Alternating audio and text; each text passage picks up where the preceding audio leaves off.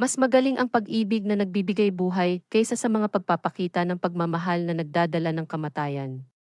Juan 15:13, ang talatang ito ay nagpapakita ng tunay na pag-ibig na dapat nating ipakita sa ating mga kaibigan. Ayon sa talata, mas mahalaga ang pag-ibig na nagbibigay ng buhay kaysa sa mga pagpapakita ng pagmamahal na nagdudulot ng kamatayan.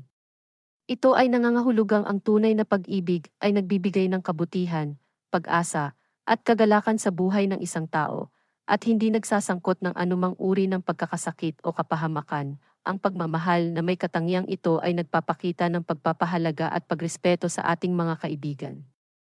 Ito ay nagbibigay ng inspirasyon at lakas ng loob sa kanila upang harapin ang mga pagsubok sa buhay.